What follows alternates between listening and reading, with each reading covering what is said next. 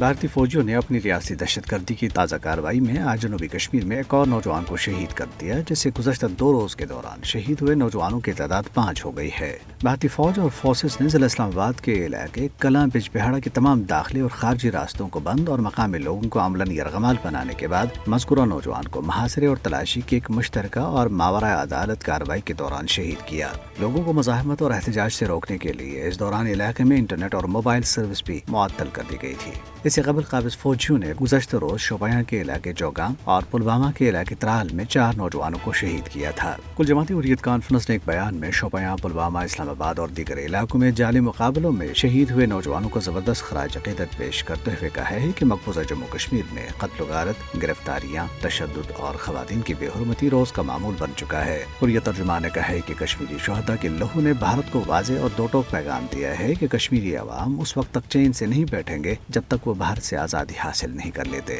دنیا اسنا بھارتی فورسز نے ضلع پلوامہ کے علاقے کریم آباد میں جموں کشمیر ماس موومنٹ کے وائس چیئرمین عبدالمجید میر کے گھر پر چھاپہ مار کر مکینوں کو ہراساں کیا اور ان کے بھتیجے شبیر احمد میر کو گرفتار کر کے نامعلوم مقام پر منتقل کر دیا۔ ماس موومنٹ کے ترجمان نے اس کی مذمت کرتے ہوئے کہا ہے کہ شدید سردی میں بھی بھارتی ریاستی دہشت گردی رکنے کا نام نہیں لے رہی اور قابض فورسز کسی بھی وقت کسی بھی شخص کا حق زندگی چھین کر اسے شہید کر سکتی ہیں یا سلاخوں کے پیچھے دھکیل سکتی ہیں۔ پلوامہ قصبے میں آج نامعلوم افراد کی طرف سے دستی بم کے ایک حملے میں بھارتی پولیس کے 2 اہلکار زخمی ہو گئے، جنہیں قریبی ہسپتال میں داخل کرا لیا گیا۔ بھارتی فوجیوں کے ہاتھوں 15 نومبر کو حیدرپورہ سری نگر میں ایک جعلی مقابلے میں شہید کیے گئے نوجوان محمد عامر ماگرے کے اہل خانہ نے ضلع رامبن کے علاقے سنگلدان میں احتجاجی مظاہرہ کیا۔ اہل خانہ عامر کی میت کا مطالبہ کر رہے تھے تاکہ اس کی مناسب تدفین کی جا سکے۔ نئی دلی کی بدنام زمانہ تہاڑ جیل میں گزشتہ 8 دن میں 5 قیدیوں کی پراسرار موت نے جیل میں نظر بند کل جماعتی حریت کانفرنس کے چیئرمین مسرت عالم بٹ، شبیر احمد شاہ، محمد یاسین ملک اور آسیہ اندرابی سمیت کشمیری قیادت کے تحفظ کے حوالے سے خطرے کی گھنٹی بجا دی ہے۔